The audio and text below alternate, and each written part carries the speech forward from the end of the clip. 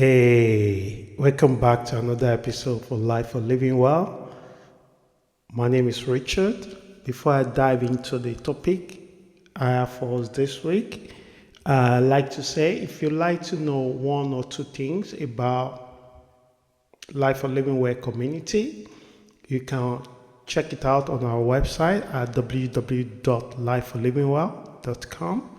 You can also see some of the articles that we release every week as we publish in the podcast as well. You may also like to see this particular podcast on the YouTube channel.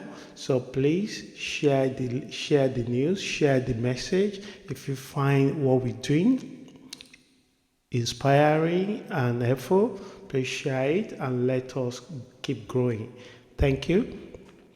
The topic I have for this week is the continuation of the last two topics that we've been looking at. We've been dissecting Confucius' steps of acquiring wisdom. So the last part of it is what I'm covering this week. And I call it how to develop wisdom by experience. So we're looking into how to acquire wisdom through imitation, how to acquire wisdom through reflection, and the last part, Confucius, split into three, is how to acquire wisdom through experience. So what is it like, and how do you know if you're actually turning your experience into wisdom? And wisdom is all about to know what to do next. So when something happens, you really just know what is the next thing to do. Understanding is doing things that you already know. So, but it takes virtues to now implement your wisdom. So virtues is action that you take, and most people stuck. Is that they stuck into what happened to them in the past and they run away completely from it, or they worry so much about the future that they have not been yet, and they refuse to take any action that will lead them to it right now. So let's hope that this last chapter of this podcast we will be able to do justice and everything will be able to come together. So we already cover wisdom through reflection, we cover wisdom through the imitations. So now we look into wisdom by experience. As we normally do, we take one person or individual word and we try to build on top of it. And today I'm taking from amazing Helen Keller, and she put it this way, and in quotes: when one door of happiness closes, another one opens, but we look so long at the closed door that we do not see the one which has opened for us. And that is true. Have you ever noticed that you enter the room, even if 10 people in that room, if 8 people smile and welcoming you, only one person that frowns their eyes can throw you out of balance. If you put your attention to the behavior of people that welcome you, or you put your attention or need or validation to the person that front to you. Or have you ever feel so odd that one friend decided to not talking to you anymore, and then you forgot about the amazing friends or family that are already in your life, and then you focus your attention and things into that one person? It might nothing to do with you, it might have to do with them. So the same thing with your employer. They might still want you, they might not want you. It might not have to do with you, it might have to do with their business.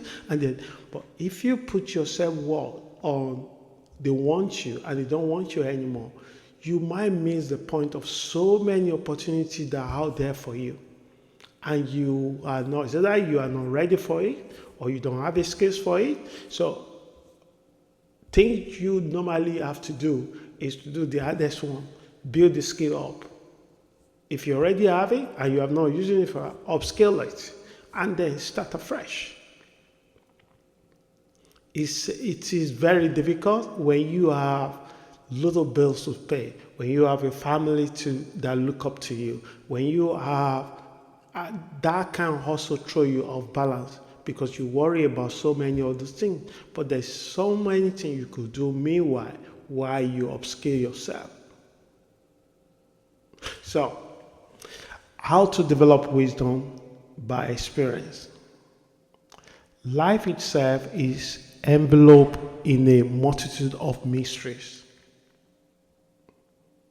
And wisdom alone does not shield us from the whirlwind of life events. Things will happen. Things will happen. Things that we like, things that we don't like. Things that we hope, our hope may not come true. And it's not those things that happen that define whether we develop our wisdom or not. It's how we turn those things into the learning event. What we come out of it, because guess what? Even after this one, and you are experiencing some stability for some time, event will still happen. It might not be the same way, but we create the same feelings that you had when that event happened to you. But when you have worked on yourself, when you have rise out of it, something will change in you. If it's calmness that you build, it's the internal peace you build, no outside of you can take it away from you.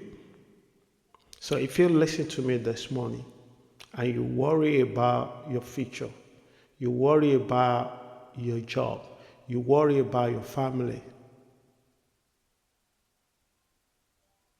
stop the worry. Whatever you worry about, take it as a learning experience to accommodate what is within your control. There's so many things we have no control about. But the thing that we have control about is how we react to things that worry us. How we react to events that are outside of us. Nor can it protect our loved one from setbacks. It's not because you have a wisdom now or you understand a little about life or how to, doesn't mean that you will not fail again. If you have that attitude that I cannot fail anymore, you are so close to fail again. Because every day there is so many things to know, but you don't have enough time to know everything. So life itself should humble you. Have you ever seen someone that they were so egoistic, they were so arrogant, they were so overconfident about themselves to the point that they don't know how to accept things? Because all their life, they are so ambitious, they focus on getting things done, they always think that they do it by themselves. So when they also need to let go, they hold on to it to say, I want to prove that I can do it. And they burn night until they burn out. You don't want to be that, you don't want to be in that groups. And there's another thing that they don't resist, they don't reject, they don't run away. They stood their ground, they had their vision, and if they go into this direction and that direction is blocked, they don't stay there and put all their energy and fight that direction until it's open. They walk past it. They create another path. Because that path they chose, they are the one that initiated it. At the end, the event of itself take them to where they want to go. However, being wise certainly improves our well-being and enriches our life experience tremendously. So if you have to choose whether to be wise or not to be wise, I will suggest choose being wise because you will enjoy, experience, and do life setback and opportunity and happiness in this life. There's a passage in the scripture that says that be wise as serpent, but be harmless like dove. So two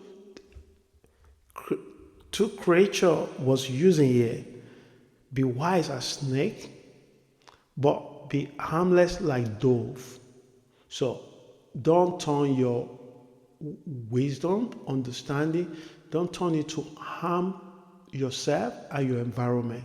Don't turn it to exploiting others. Don't turn it to just focus on yourself alone. As Thomas Jefferson once said, wisdom is knowing what to do next. Skill is knowing how to do it, but virtue is doing it. Many people have get to the point that they know what to do next, but they have not evolved their virtues to actually do it. People talk about the trait of a good person, how to be a good person. But don't stop talking about this. Someone said, just become it. If you have in your mind that it is bidding you to do something beyond what you are doing now, start it, even if your kitchen. I have a friend that I have not seen her for a while, and every time I go to her, she's so good in her cooking. And it's so amazing that if she actually opened up a tea shops, she will always have client or customer that will branch because the taste, the attention, the detail she puts it in, and she picked things up so quick that if she just read about it, she can replicate it, that it will look and taste better than the original in the book. I always enjoy when I go to a place, and I always take some back to my place.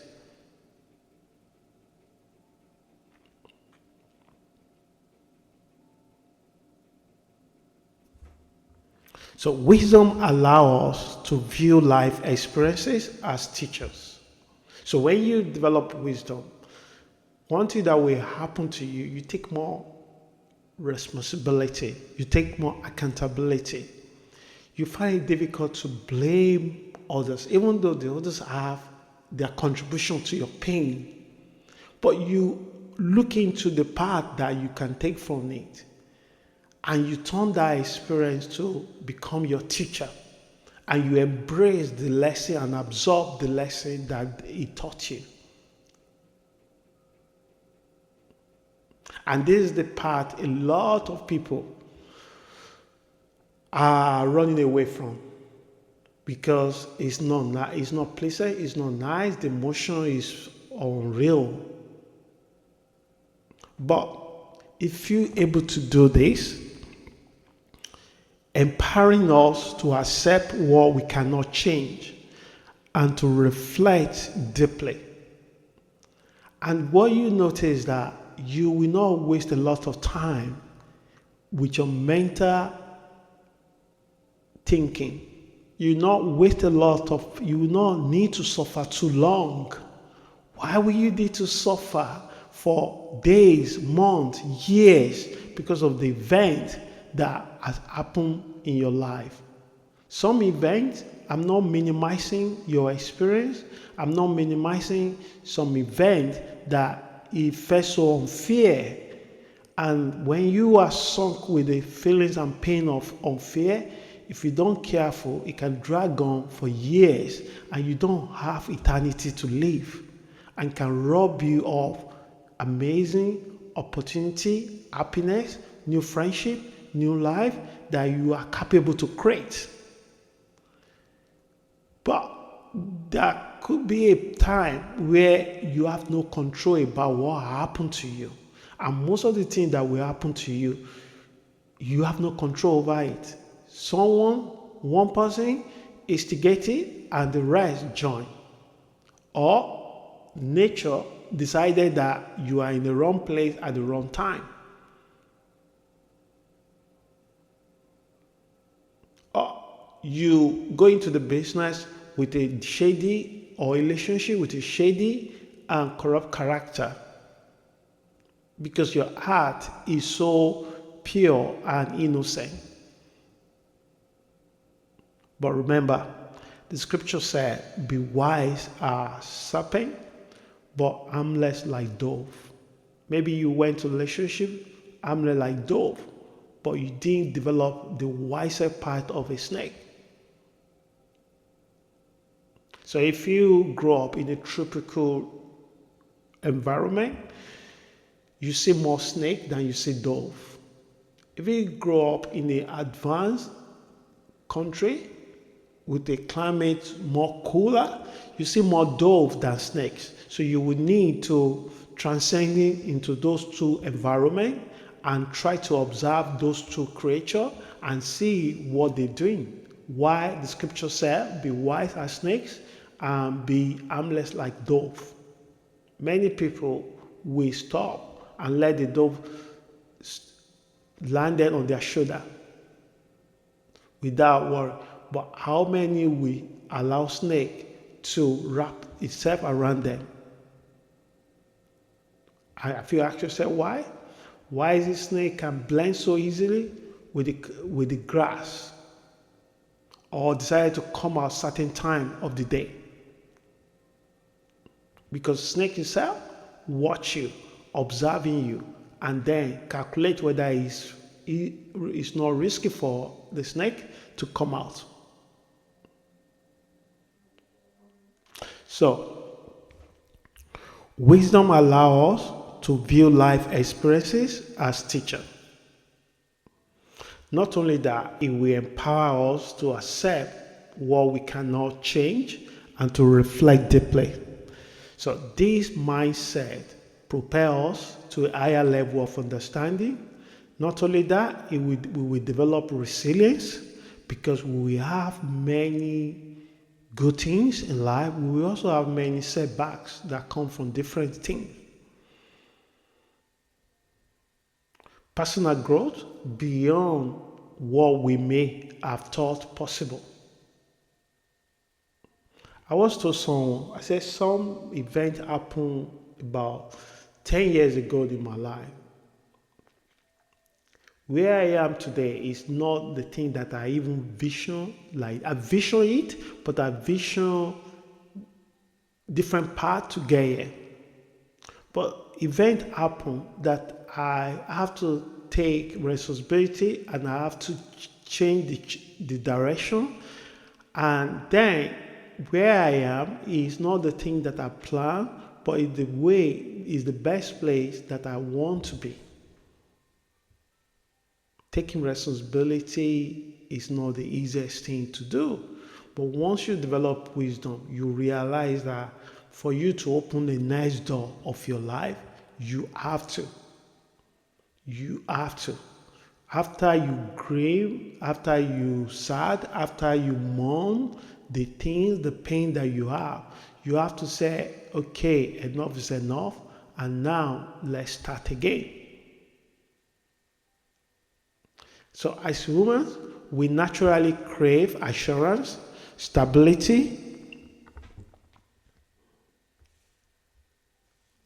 and well-laid plans. Yet many aspects of life remain beyond our control, and that is true. We like to be assured. We like to know what's going to happen next. We like to wake up in the morning and know that we have a job.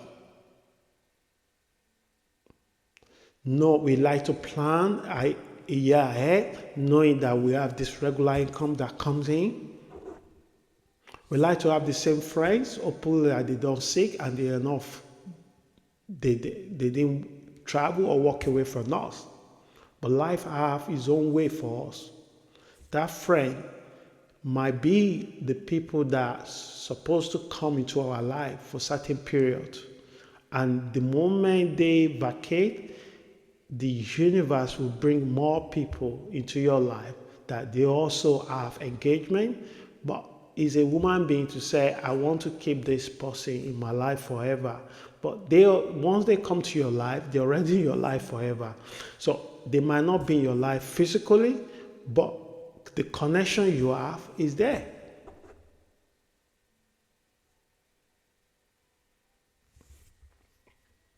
So, in his book, Man's Search for Meaning, Viktor Frankl discusses how individuals are often compelled to change themselves when they encounter situations that cannot alter, they cannot change it.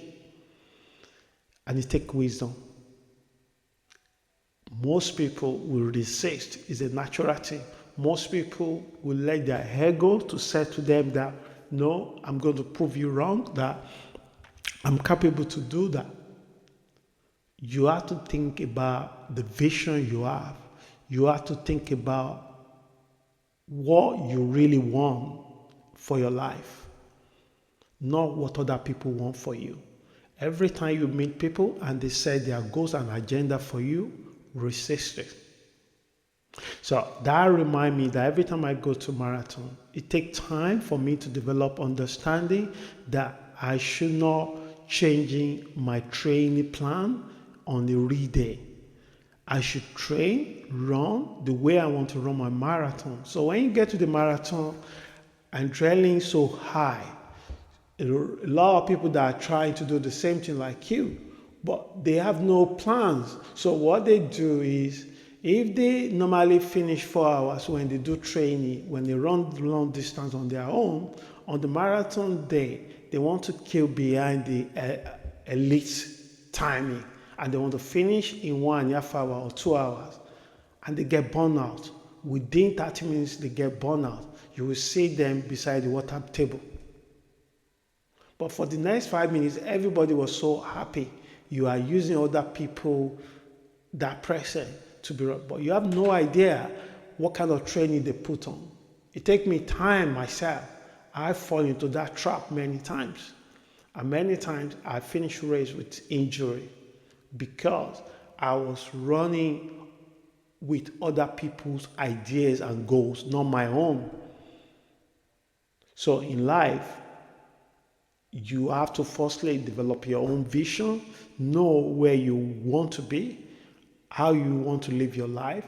And when you find yourself in a situation that doesn't contribute to it, take courage to take a step back and do the needful things. So the wisdom that emerges from the experience can be bitter, often rooted in loss, rejection, or failure. Yet, when we embrace and accept these experiences, what do you think happened? What do you think happened? From my own personal experience, what I've seen happen after all these things is meeting them without resistance. So resistance could show itself different way. We can talk ourselves out. We can say the employer or manager was so bad. Or we can say, oh, I'm going to prove that he or she is wrong. No. That's an easy way out. So often rooted in rejection and failure. And that alone could trigger other things for us. But when you embrace all these emotions and accept these experiences, you meet them without resistance. So the thing that will happen, you will grow resilient, more like an oak tree. What happened to oak tree? Or what happened to all the tree? If you walk in nature, they were unfazed by the wind that blow. Why is that? Because they have no control the direction the wind will blow. So they bend to that direction. Where the wind pass, they come back to their original position, natural state. What is their natural state? Calmness and solidity. So you have to build your rock within yourself, not outside of you. People outside could see you soft, easy, until you handle challenges like an oak tree. And the people that put all their strength outside of them, and when they face the same situation, they break down. They break down completely because they don't have any reserve within themselves. So we are coming to the end, but the intentional use of both our own experiences and those of others as a teachers will help us gain clarity about our desires and learn from each moment. It's a must that we have to practice it.